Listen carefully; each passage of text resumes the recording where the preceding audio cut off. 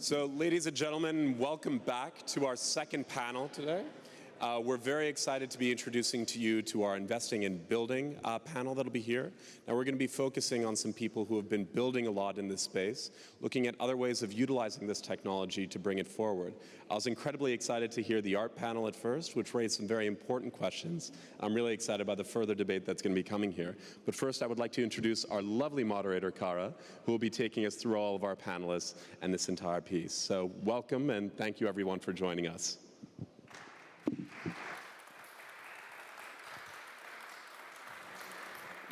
Cool. Okay. Hi, everyone. Nice to see you all. Did we want to do some intros before we get started? Yeah. Kick it to Jamie. So I'm CEO and founder of Outlier Ventures. We've been investing in crypto generally for about 8 years. We're one of the first in the world. And obviously more recently in NFTs.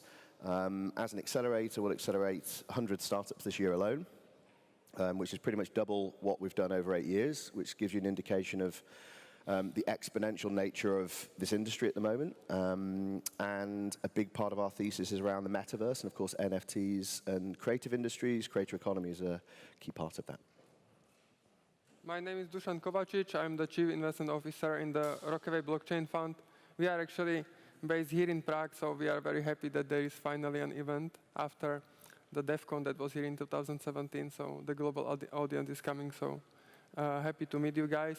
We are investing, as I said, as a fund from 2017. We have around 400 million assets under management. We invest into other funds as well that are focused on blockchain, not only the projects directly. I'm running the direct investments. We like trading, we like DeFi, we like the NFT infrastructure. What we have actually realized now, the space is so complex, you need to have really like a dedicated teams to understand those verticals by itself. So this is what we find particularly challenging. Today we are talking about the NFT, so yeah, happy to join this panel and share our views. I'm Will. I'm the co-founder of Syndicate and creator of Adventure Gold, which was a loot derivative. Syndicate allows anyone to set up investing DAOs and pool their funds together. We've had people pool funds, for example, for an NFT purchase that donated tens of thousands of dollars to research at UC Berkeley.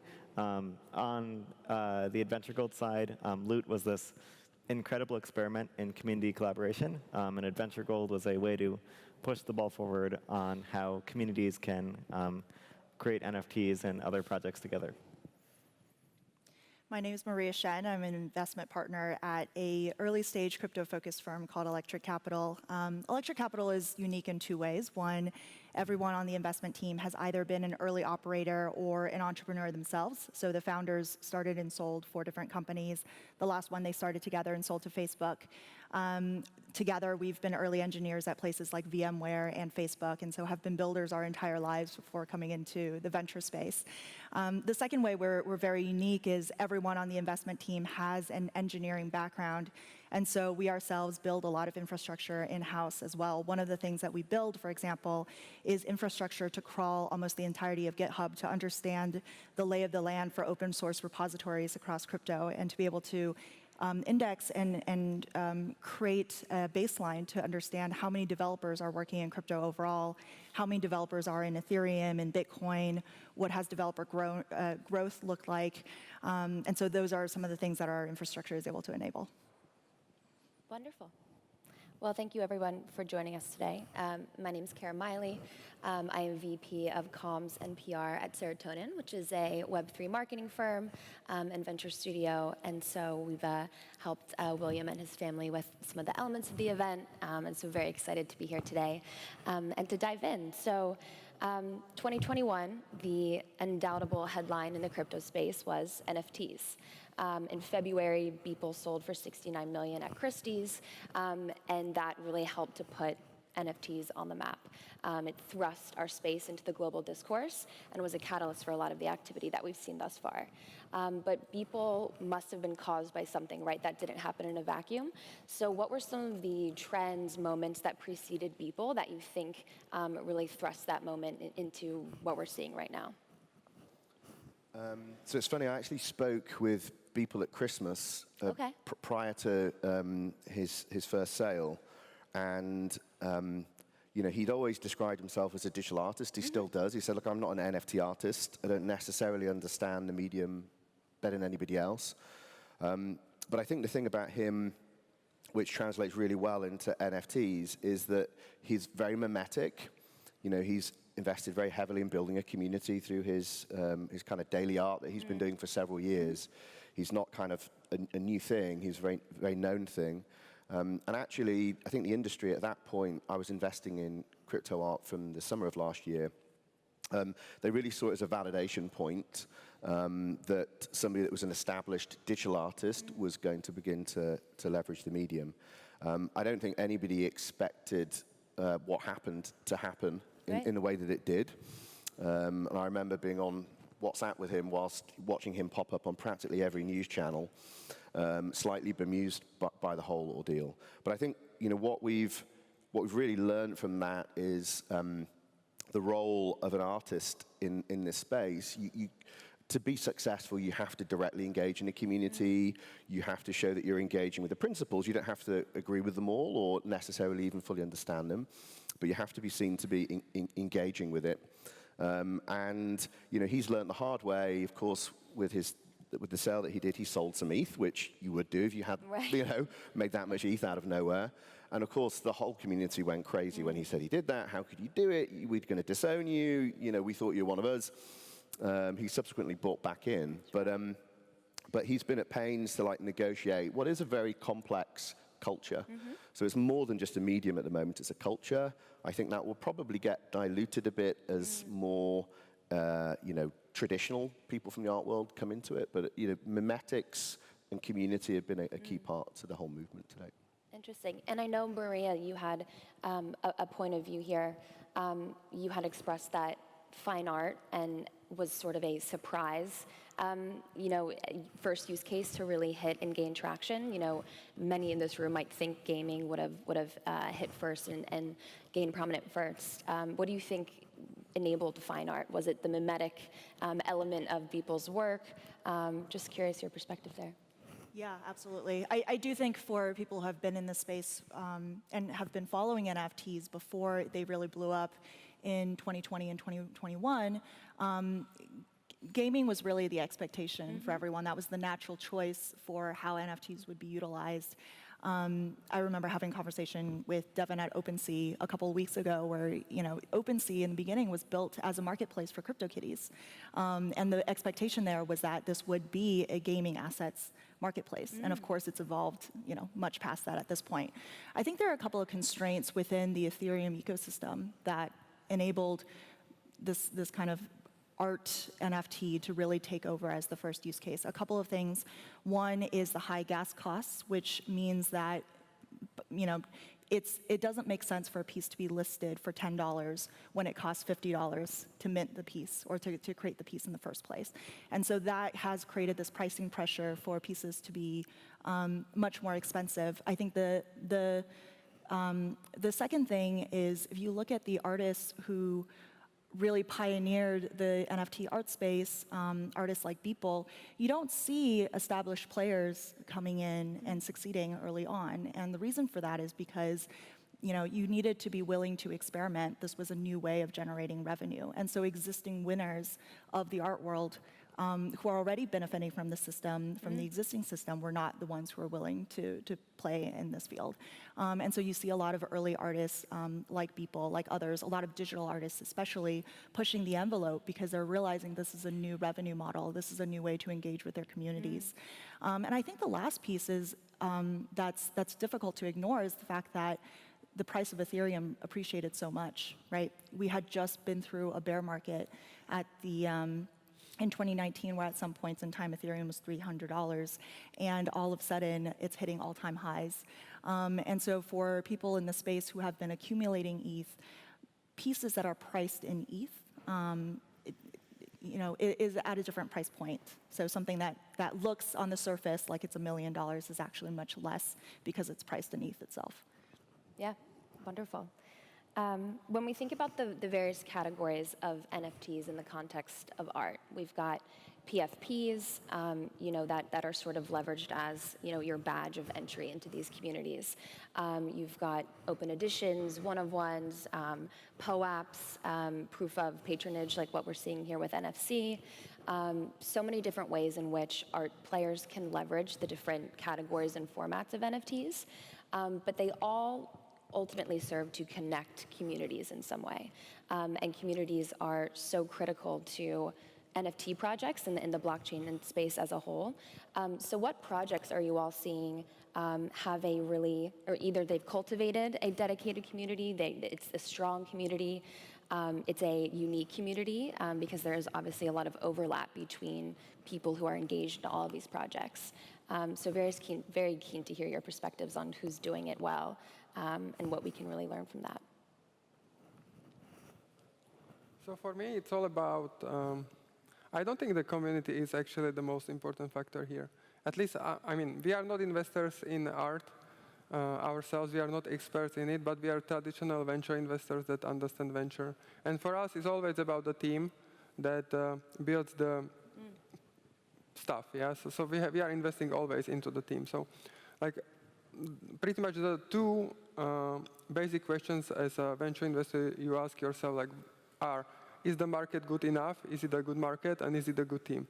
And as long as these two criteria are met, you are actually investing into a team by itself. And whether we are buying NFTs or we are buying equity, for us, it's not really a difference. So if we are seeing a team that actually builds a utility and the intensive are aligned for the team building the value of those NFTs, we are happy to buy those NFTs. And it's all about the team ultimately, because I am not really, I see a lot of free riding problems. So when there are when the NFTs are issues and the team is not standing behind them anymore, it's okay, maybe the community will like them, maybe not, but you cannot really rely on that. So for us, it's always, as long as the team is really actively building the community and the product around those NFTs, it's quite interesting for us. Otherwise, it's not. I think that's one thing that was interesting about Loot. So Loot, for context for everyone here, was essentially on-chain gaming experiment. So Dom Hoffman, the creator of Loot, who is the co-founder of Vine, he put out Loot, and he basically said, these are elements of an RPG game. They're adventurers. They have these weapons. They have these armor. They have they have crowns, or they have various headgear. And it was basically, he put it out there and he said, you can do whatever you want with it. And it was taken forward by the community. I launched Adventure Gold, which was one of the was one of the widely accepted Loot derivatives, but there are dozens and dozens of teams that have launched on top of Loot, various projects, everything from abstract generative art to collaboration experiments where people need to assemble different pieces of Loot lore, to marketplaces for the Loot ecosystem. And I think that NFTs are interesting because they kind of flip the model on its head, where in some cases you can start with a community first and build a team later, which is really interesting and really unique. That being said, it's hard to do. And I've talked with multiple projects, for example, who are building very similar things, and it would be really nice if these efforts were more coordinated. So it's not a perfect system. There's a long way to go. But there is a future where someone puts out an idea, and a community forms, and that community takes it forward from there, just like what happened with Loot. I think it's the interesting thing really is the relationship between the creators, and the collector, fan, or whatever it is. Because I think the way to understand NFTs in a simple sense, and of course they can be many different things, but in this context, is that they are a form of social media. They are basically a social media without a social media platform.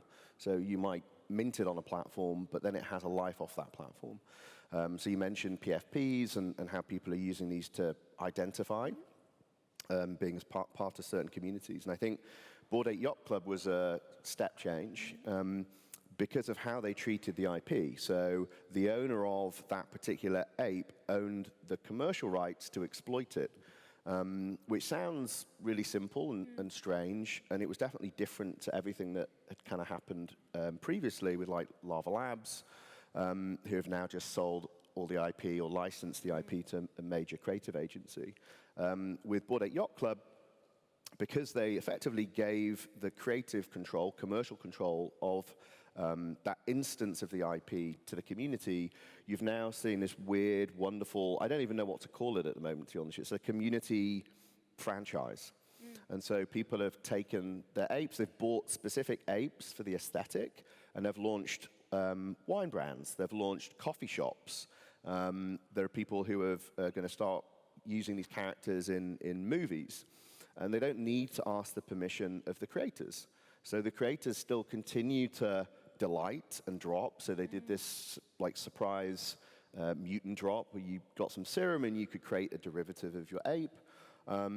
So the central team is still involved. They still have a degree of creative direction, but it's the community that's basically taking it to the next level. And so we're starting to see a lot more of those happen. We invested in a project called Fluffs, which, much to my daughter's delight, are internet rabbits that you can breed that are 3D avatars. Like, she told all the kids at school that that's what I do for a living, which is a bit embarrassing. And now we've got an internet breeding farm for rabbits. But you own the creative IP. You can now switch out the audio track, and there's nothing like that before. And so if you imagine what the Disney of the metaverse is going to be, it's not going to look anything like the conglomerate that is Disney today. Yeah. That's super interesting, and the value that can be derived from NFTs is this ability to commercialize them and to create value for yourself as the owner, but then it also elevates the entire community. Maria, you were saying something that I thought was really interesting about these communities as distribution channels for these projects to tap into. So curious what you're observing there, the projects that are maybe the most advanced in using their communities in this way. Yeah, I completely second the fact that the commercial rights for Bored Apes created an opening for the community to step in and actually be very creative with the types of projects that they were building on top of Bored Apes. But and kind of back to your original question, the community aspect is incredibly important because anyone who holds a Bored Ape feels inclined or feels this this intimacy with everyone else who owns it.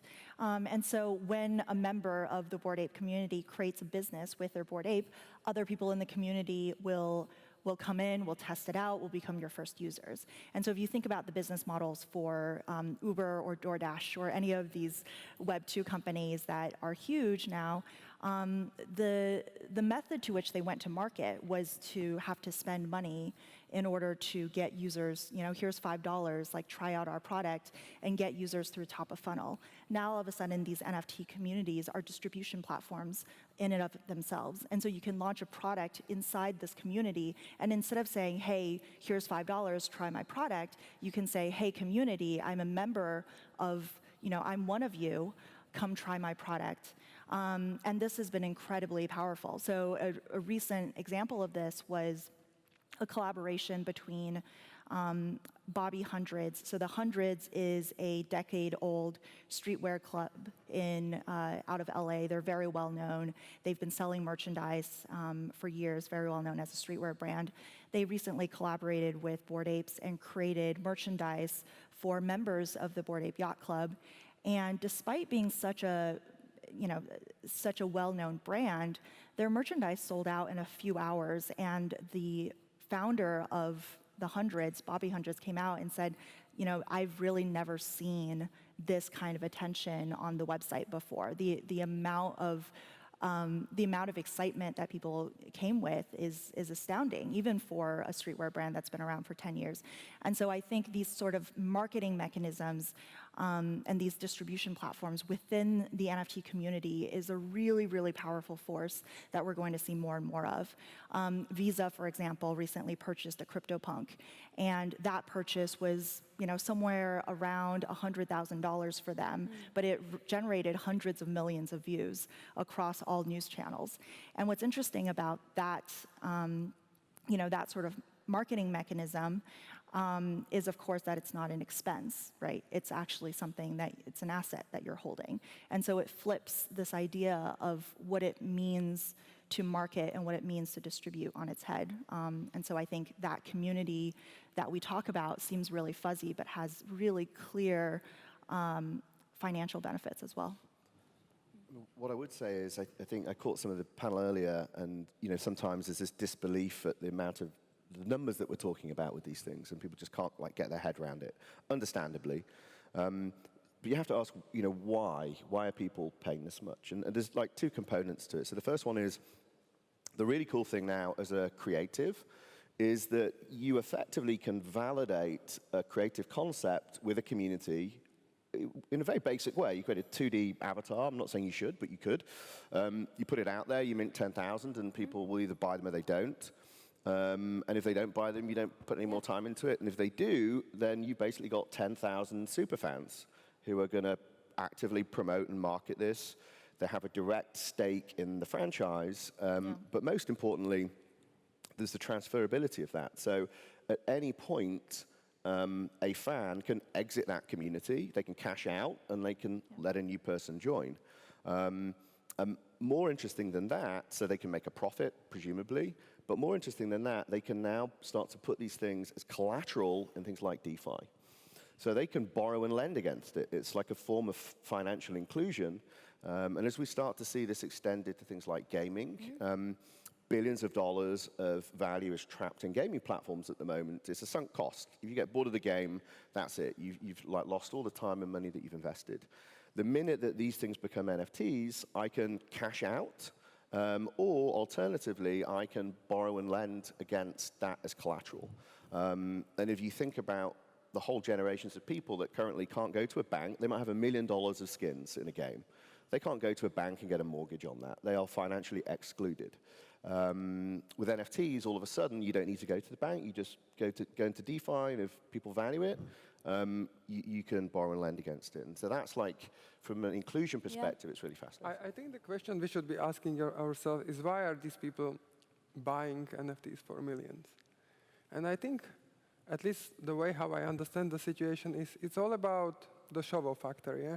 You buy the CryptoPunk, you put it on Twitter, and then everybody sees you have a CryptoPunk. But I mean, Twitter is obviously working on it to be able to put the CryptoPunk on Twitter if you actually own it. But anyway, it was not possible before.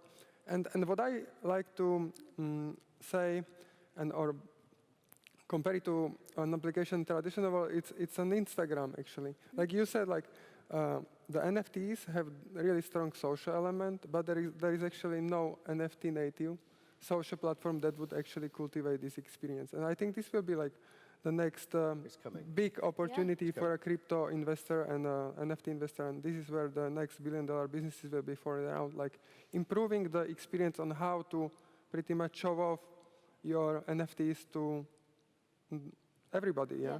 You see, Instagram, 1.4 billion users across the globe. The most followed profiles are actually the ones that have the most luxurious item shows on there. But you cannot pretty much verify whether those items are those, yeah? You just take a photo of somebody else's Ferrari, you put it on Instagram. And this is what NFTs can actually solve, which is quite cool. Yeah, and if you think about NFTs and your collection being a reflection of the communities that you're a part of, your aesthetic, your curational eye, whatever it is, they are something that you want to display, and it can help boost your reputation. And if we think about the role of Twitter, Instagram in building up communities and connectivity, it seems like it would be much easier for something like Twitter to enable NFTs to be displayed, as opposed to driving adoption of an entire new NFT native wallet. Because right now, a lot of the NFTs are living in crypto wallets that are really meant for DeFi, right? MetaMask isn't a great way to display my NFTs, but my Twitter, my Instagram, much more natural. So what will enable that sort of display on Web 2 native social platforms, or do you think it will be NFT native wallets and social media that will capture most of that value? Yeah, I have a strong opinion that it's actually going to be Web3. And Web2 can try, Yeah. but I think you actually need Web3 webbing from the very beginning. I mean, we're already at a point where TikTok is launching NFTs with their creators. We're at a point where Twitter is playing around with features that allows profile pictures to be set with NFTs. I think Web2 companies are beginning to wake up to realize that, hey, this is here to stay. And not only is it here to stay, we're getting substantial amounts of traffic through people who are interacting with NFTs. But I think what's missing for them is if you think about any social media network that exists today, if you think about Instagram, TikTok, Facebook, they were predicated, their rise was predicated on a new social graph that they themselves were able to exploit. So for example, Facebook's social graph was the ability for you to tap into your real world connections, right? They launched school by school based on, hey, here are your friends in real life, and now we're going to bring them together, and now this is a new social graph that has never existed before. No one else captures this graph, and now they're able to capture value this way. The interesting thing with NFT communities is that this is a brand new social graph that has never existed before, and in fact is not captured by Twitter or Instagram or TikTok or Facebook. And so I think there's a blank space right now for a new Web3 native social network to come in to say, hey, all of a sudden, you know, the reason why you're connected is not because you know each other in real life. It's not because you've worked together, like LinkedIn. It's because you hold a common asset. And that is something that it's a commonality that you have on a wallet-to-wallet basis. And this sort of social graph has never been drawn before. And so I think the next Facebook, the next Instagram is certainly going to come out of the NFT space and needs to be Web3 native. I completely agree. Yeah, I think that one key element that the Web2 players don't understand is composability, where your entire collection of NFTs is portable between any social platform because it's all interoperable. So you don't like the way one platform is displaying your NFTs, you can literally automatically have your NFTs already show up on another platform, and you just decide to link to that one instead. That's fundamentally threatening to companies that are notorious for cutting off developer access when those companies get too big. Also, yeah, adding on the social graph point, we spend a lot of time thinking about this at Syndicate, which is building decentralized autonomous organizations, DAOs, which are kind of like a cross between a corporation and a democracy is the best way to put it. And the thing that I think is really interesting is that the value of holding an NFT or the value of joining a DAO stacks on top of each other and provides benefits beyond the initial point, where like on Twitter, for example, your followers only exist on Twitter. They don't exist on Facebook. They don't exist anywhere else. With NFTs and DAOs, because all of this is accessible to any platform that chooses to build on top of it, you're part of an ecosystem. You're not just part of one platform and dependent on it. So are the Web2 platforms willing to give up the primary things that are the driver of their value, where Facebook, despite being required by GDPR, does not let you actually export your friends list? Twitter cut off developer access for many years and was notorious for that. Are they going to be able to embrace this composability? I wouldn't make that bet. Composability is a superpower. I mean, NFTs are effectively universal APIs for anyone to write against, and that's incredible. I don't think we've grasped yet what the power of that looks like. I know we brought up before that you can do lending on top of NFTs, and that's just the beginning, right? Anyone can spin up a lending protocol and say, hey, you can put your NFT in, use it as collateral. And that's what's exciting, is that this is an open API that anyone can write against. So anyone can decide, hey, actually what I want to do is create a pool of NFTs. Everyone drop your NFT in here, and we're going to create an index that tracks a certain thing. So for example, you can imagine if all the fine art museums in the world created an index of their most valuable pieces, and now people can actually participate and own pieces. That's something that's doable, and no one has to ask permission to do these types of things, and these types of experiments are being tried every single day. This is not something you can do with physical assets, something you can only do with NFTs. It's digitally native. It's literally, because all communication is happening instantaneously, the speed of development in the NFT space is I think, something that's really underappreciated by people outside of the space right now. What I don't like too much about the NFTs is that they are going a little bit against the crypto, how the crypto mindset or the crypto narrative of like openness, because initially DeFi is like financial services for everybody, wherever you are. You can join them. You can use Compound if you are on the moon or if you are like in Africa or here. But if you are looking at NFTs, they create these social communities that have so much higher barrier to entry that it's really difficult to get in somehow. Yeah, if you start building a community of people that is only available for people that own a CryptoPunk or a Bored Ape Yacht, it's really difficult to get in. So I was curious what you guys think about it. Well, I mean, I was going to say, I think that's less of an issue because, you know, owning some of these things are now blue chip pieces of art or asset, however you want to look at it. They're blue chip, as you say. They're like purchasing them is unaffordable to the average person, which is why you see them being fractionalized. But actually, you know, what's cooler than owning a punk is finding the next punk, right? So the kind of people that are coming and buying punks now are people that are wanting to have validation from the community. It's like Jay-Z. They're changing his Twitter profile to be relevant, and they'll pay a premium to be relevant. But like, what's interesting is the people that bought those in the early stages, and they're looking for the next thing. And so actually, from that perspective, you know, people are deliberately minting things at a relatively low price point, in a Western context anyway, you know, below an ETH, like 0.8 or 0.7 ETH.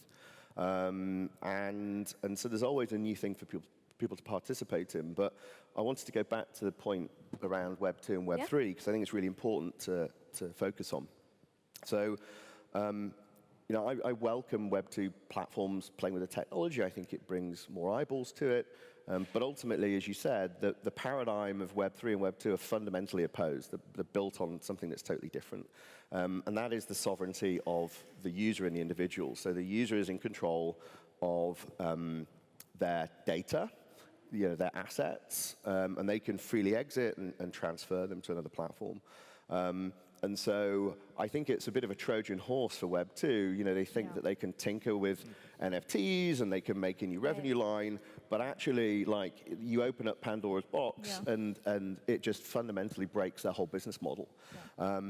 So I welcome it, if nothing else, because it's going to destroy Web 2. And in a Web 3 context with our accelerator, you're absolutely right. We're starting to see a lot of projects coming to market in the next calendar year who are focused explicitly on social experiences around NFTs, because just having it in your OpenSea wallet or whatever else is flex, but it's not like it's not metaverse, you know, social. And I really think the time is now for these businesses to be created, because like 1 or 2 years ago, blockchain was really complicated and there were not really. I mean, the social element was all about like hype and speculation, and even though like people were depressed because of the long bear market, but right now we are seeing, you know, like a lot of creative and new people and new engineers coming into the space, building important stuff. And for example, like we are a big investors in Solana since 2018, and for us it's always a challenge. Okay, is this a hype or is this really like a quality developers, you know, building products on top of Solana? Because like the clients of a layer 1 are ultimately developers. And we were actually doing a comparison of lending platforms, because we were looking at a platform called Port Finance, which has like an ex-Google, Facebook team based in London, or was originally from London, now based in China. And like from a VC perspective, this is a rockstar team. Of course, we want to support it. And then we saw what is the competitive landscape about. And there was another 9 protocols, like Solend, Jet, and other like 7, that we went through like one by one, and all of these protocols had like the same quality, if not even better teams than what the original Port Finance we were looking at. So right now, so much talent is coming into the space, building stuff on top of the layer 1s, and I think, you know, like having the market validated by people having or showing demand in billions for the NFTs, now is the time to build the social platforms. But I for think NFTs have been Yeah. the gateway drug, really, for crypto. So I don't know about you guys, but like for the last 8 years, most of my friends don't know what the hell I do, right? You know, you're talking about cryptocurrencies, you're talking about its impact on the financial system. Like, most people don't sit around thinking about money all day long. You know, they've either got it or they don't have it, and they're just trying to get more. With NFTs, literally this year, for the first time, I'd say more than half my network finally get what we do, why Web3 is important, why the principles around self-sovereignty are important, and why Web 2's fucked, to be honest with you. And so, it's been really refreshing. I think people have ended up holding crypto as a consequence of first holding an NFT. And especially in a gaming context, there's something called Axie Infinity, which is a play-to-earn game. And there are whole communities in the Philippines that have ended up with these NFT things from playing the game that they then had to, sell into crypto to be able to pay the rent or whatever else. So actually, NFTs are a really great onboarding device into Web3. Certainly. And I know that you have been sort of perpetuating this idea of exiting fiat, entering the metaverse. And to many, that might sound like sort of an odd, inactionable statement, right? Like, how does one step into the metaverse? How does one disconnect from the existing monetary and financial system? Because it does, rule our world and dictate the ways in which we can trade, have ownership. Web3 and crypto enables us to have sort of a different vector for financial identities, right? But personally, when we think about NFTs, like their media, their fandoms, their communities, they're so much more personal. And the metaverse is going to be an environment to facilitate all of that. So how does one step into the metaverse today, and how will they step into the metaverse 5 years from now, 20 years from now? How will our grandchildren step into the metaverse? Super keen to hear your perspective on that. I mean, I don't know about the rest of the panelists, but I think gaming is going to be, the thing that's going to bring billions of people into the space, because it's just an obvious thing, right? They're already digital things. They're just trapped in a platform. That sucks. And now there are games like Axie Infinity, which is the highest revenue generating by month game on the planet from a 2 million player base, compared to games that have billions of users. And the question is why? And it's because it's a job. So they've got this, one of the founders has this great chart which shows the churn rate, the drop-off rate of players. And he compares it to other games, and most games have this drop-off rate after 3 months where people just get bored and they move on. With theirs, the drop-off rate is as low in month 3 and 4 as it is in month 1. And somebody did a really interesting tweet the other day, and he said, this is what showing up to work in the metaverse looks like. You don't just not show up to work on a Monday in the way that you might not play a game on Monday. So this blurring of play and work might feel strange to anybody over 40. But, to my daughter, it's just a really obvious thing that you would do with your time. What's actually quite interesting that, NFT market was created at the beginning of this year. There was 26 million weekly traded volume across all platforms. Now it's over 1 billion per week.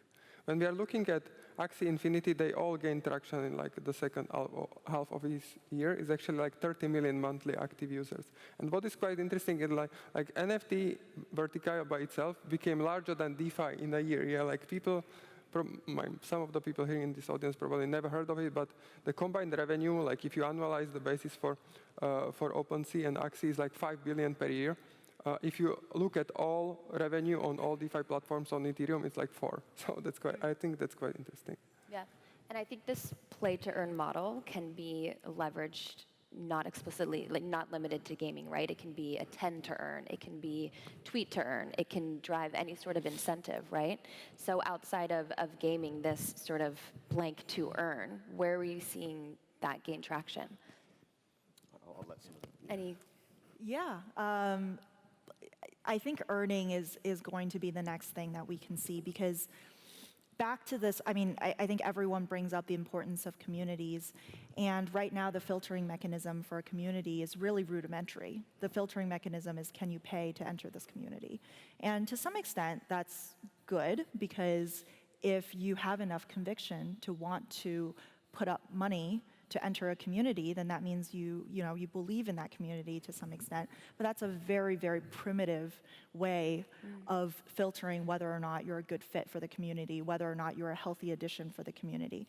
And I think earning is going to be an important mechanism moving forward, because you can imagine Rabbit Hole, for example, is a platform that allows people to earn NFTs and earn tokens based on the activity that they do on chain, meaning that if you go through this series of steps and provide liquidity into this decentralized finance protocol, then all of a sudden you can be inducted into the community because you have proven that you are a valuable member of the community. And so you can imagine that in the future, today you have to shell out money in order to join an NFT community. But in the future, you're going to have NFT communities that no amount of money can buy you. So these are NFT communities where you can only receive this NFT if you're one of the top developer contributors to open source crypto repositories, or you can only belong to this community if you are an active person in governance and you're voting every single time there is a vote, or you're speaking up, or you're doing something valuable for the community, and thus you can be inducted in. And I think that's going to be powerful in a couple different ways. One is that these communities will no longer feel like country clubs, which is what it feels like today. It feels very exclusionary. It feels very much like a rich person's club where, hey, if you can put out a couple $100,000, you can join. Instead, it's going to be based on value. What value can you provide?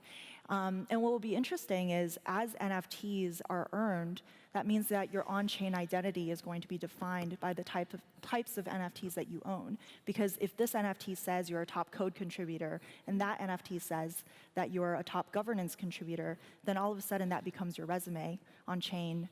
And enables all sorts of things, right? You can take that resume and go to any protocol and say, hey, I'm a valuable member, and this is why you need me, and this is why I should be your first alpha user, or this is why I should get a break on fees.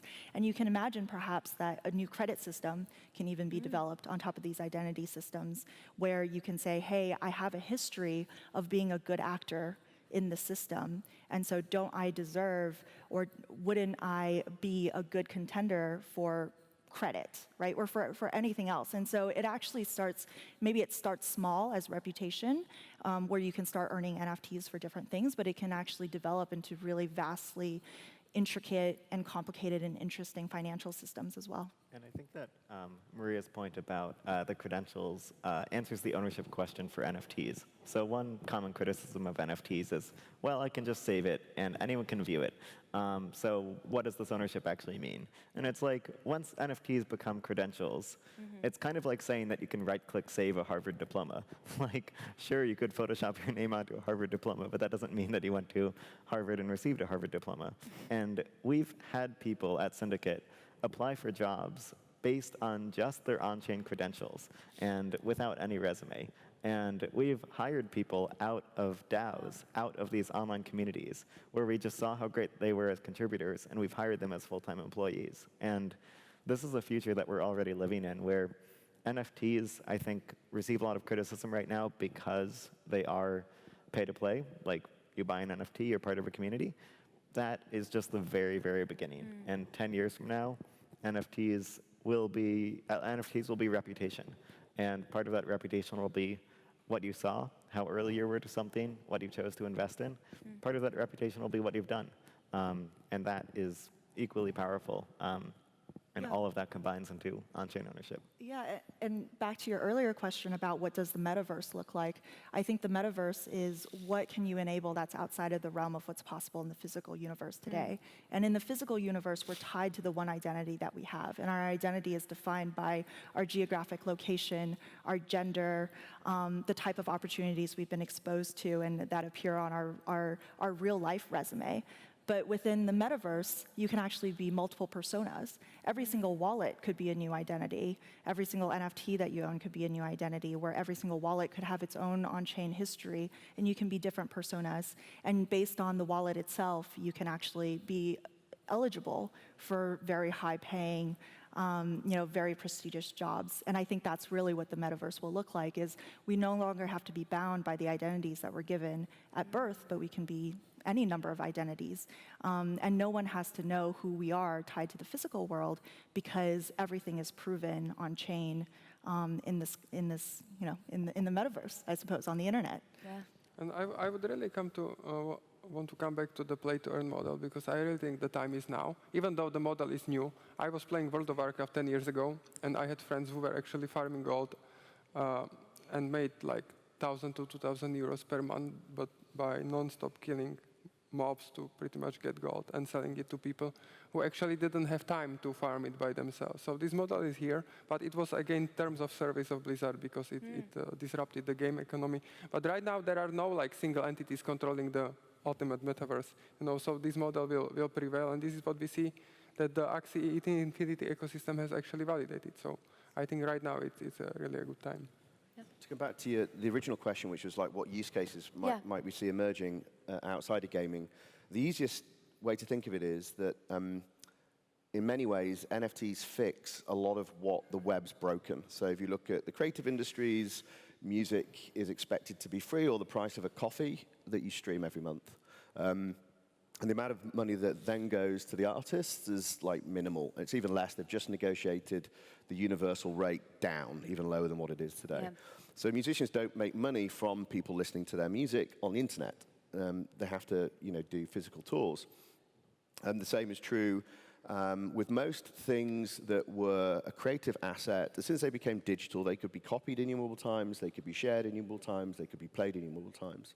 And so for the first time, we now have something that can be digital and scarce. And like once you get your head around that concept, and you think about all the creative things that the internet's broken, I think NFTs can fix them. So you can have the equivalent of a digital LP. The reason why physical vinyl has stayed valuable is because people still want a relationship to music. They want to be able to have the art cover. They want to know that there's only 20 of these in circulation.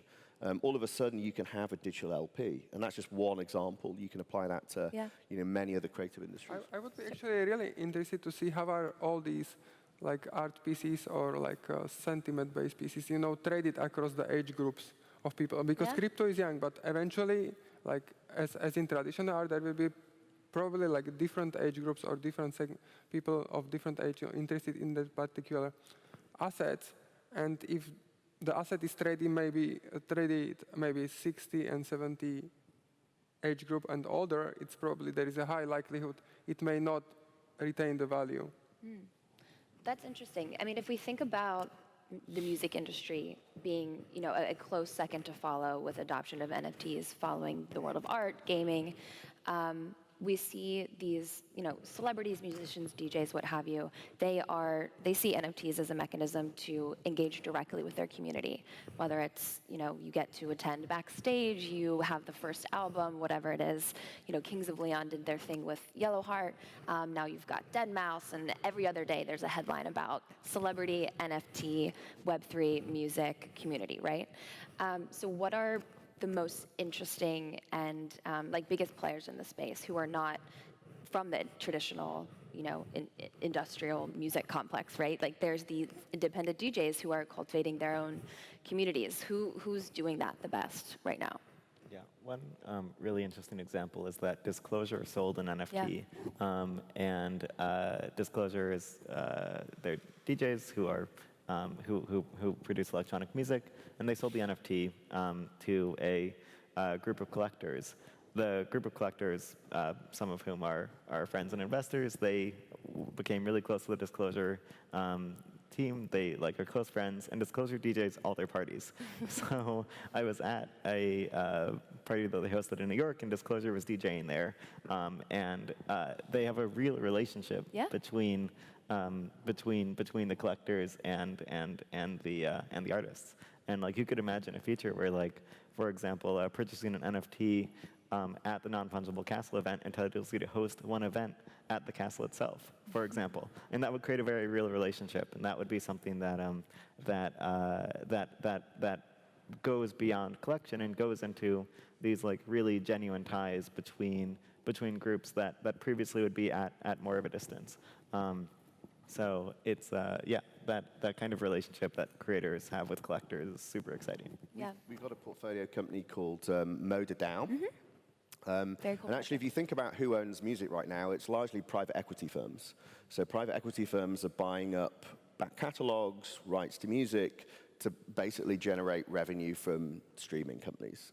And actually, it's a matter of time before big tech starts acquiring those off the private equity firms. So, do you want Zuckerberg in charge of the music industry? Because, it'll probably happen if he's still relevant in a few years.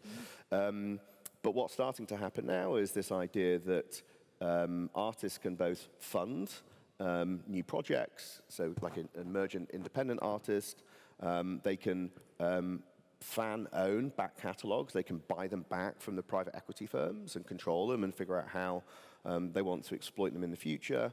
And again, participate in the financial upside of that creative output. So I think it's industry-wide. You are starting to see more kind of electronic DJs coming in because they're just more technically minded. A lot of them actually play with the code, like deadmau5 himself has played around with smart contracts. But I think it's going to be, industry-wide across the whole music industry. But similarly, what happened with algorithmically generated art, it can happen with algorithmically generated music. And I think that could be like an interesting piece. I mean, you could argue most music today is probably algorithmically generated anyway, but... Yeah, very interesting. Well, we only have a few moments left, so I definitely wanted to provide an opportunity for questions. I think we have Slido here if anyone has anything to ask. If not, we can just, if there's any closing remarks, sort of last sentiments to share. Oh, yes, please. I don't know. You might just have to shoot.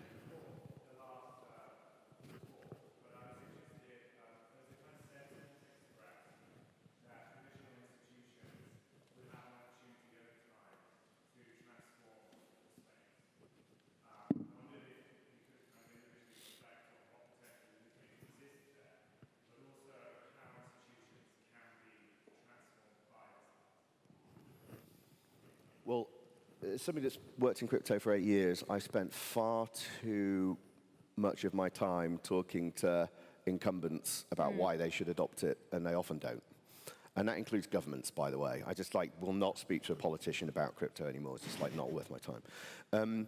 So I think that they'll come along. Some will be transformed, some will be disrupted. I think they'll largely be disrupted. But as I said, if you're really looking at a value chain and the role of a particular organization in that value chain. And unless they're able to provide value, then they'll probably be disintermediated. And I don't think that'll happen necessarily overnight. We're talking about some of the Web2 social media platforms. We still use, I largely use Twitter. Crypto Twitter is where crypto's home.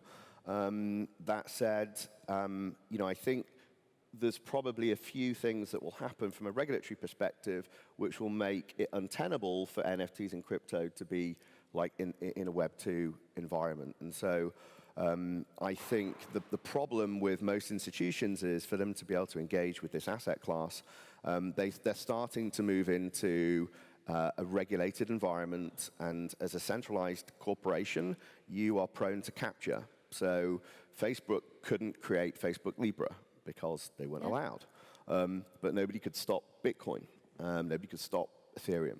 And so I think it's going to be very difficult for large institutions to navigate that space in this regulatory environment.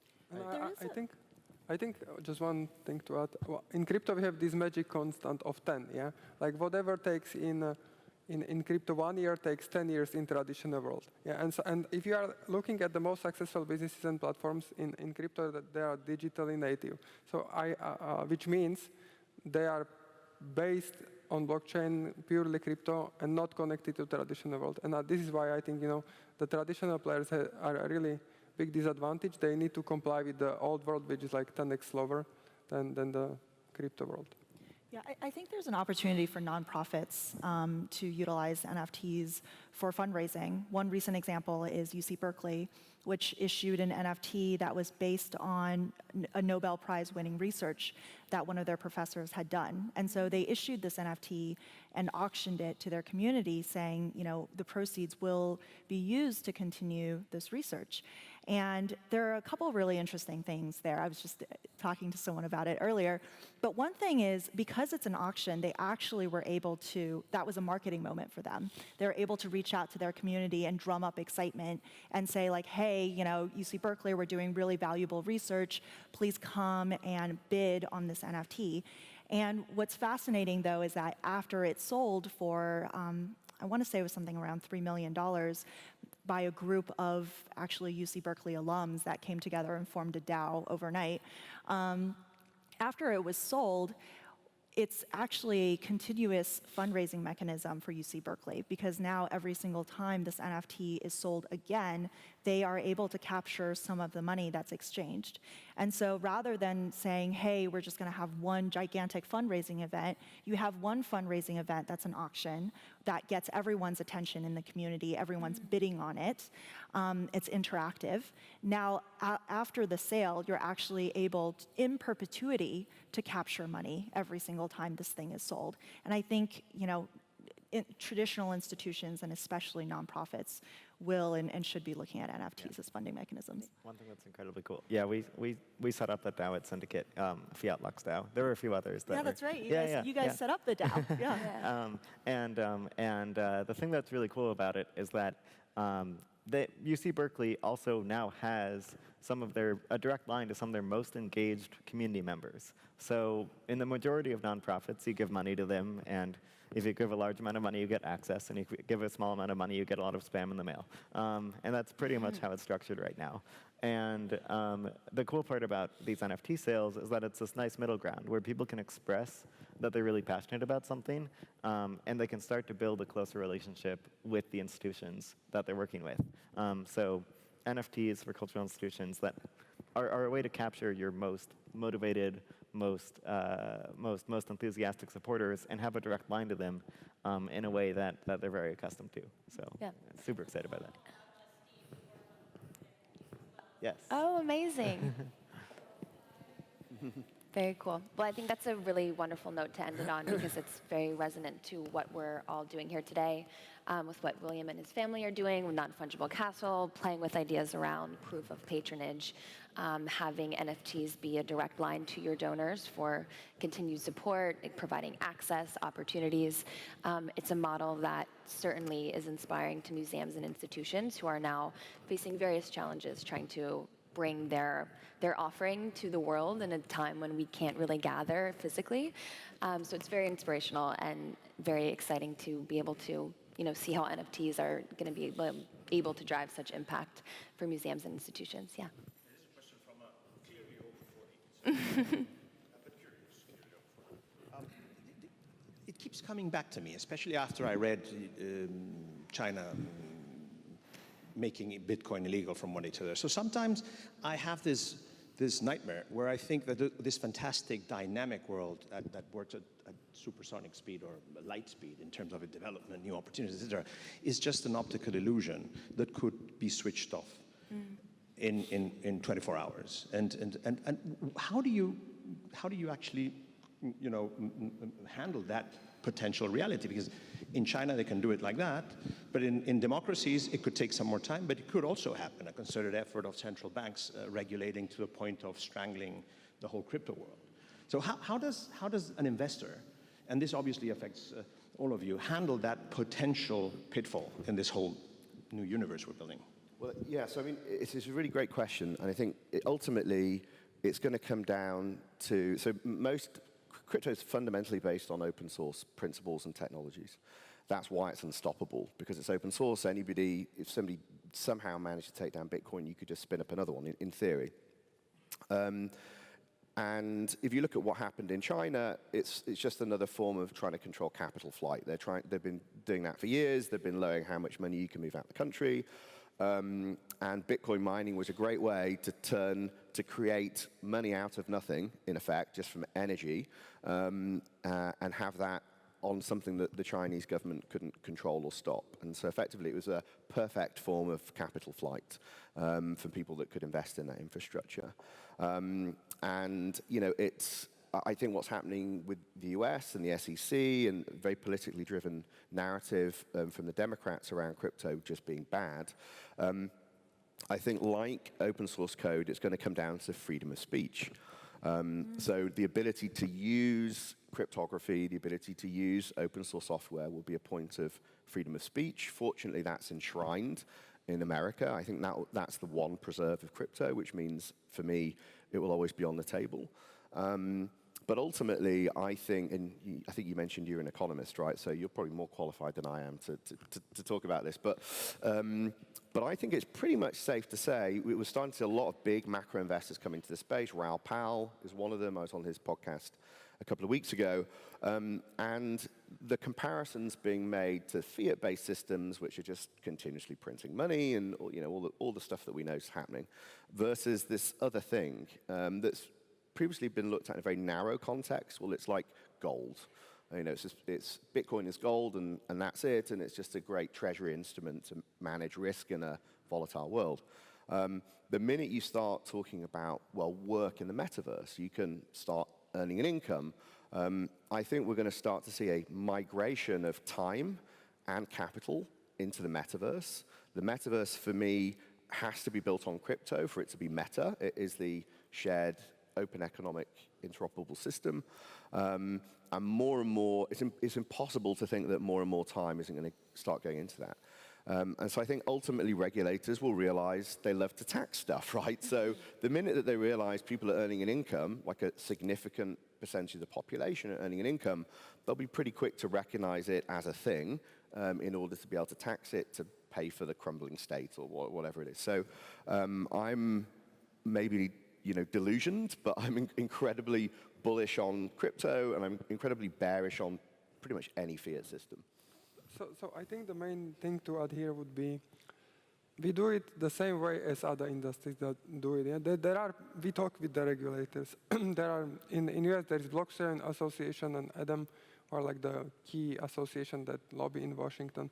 Here in Europe, we talk with the European Commission.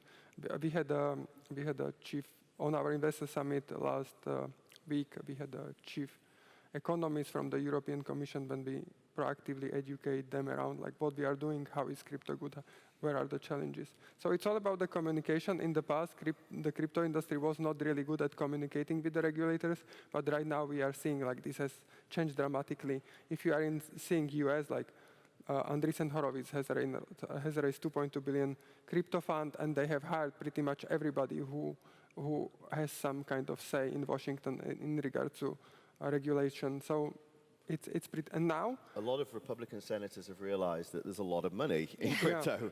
And they're popping up a lot. I totally welcome it. They're being very opportune. But yeah, I mean, big tobacco, pharma have been very organized as an industry. Yeah. Crypto has not. We've not functioned as an industry. We're very tribal and infighting. I think now we've got grown-ups joining the space who can begin to interface. I'm not interested in interfacing with regulators. I'll comply.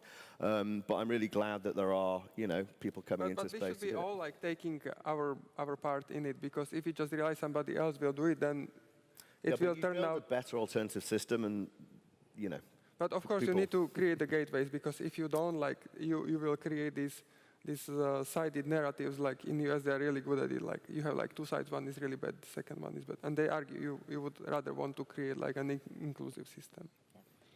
Well, I hate to have to cut this off. We could go on for hours, but thank you all so much, and thank you panelists for sharing your insights for the last hour. They'll all be here, so feel free to grab them throughout the event and this evening. And thank you, William, again for hosting us. Yeah.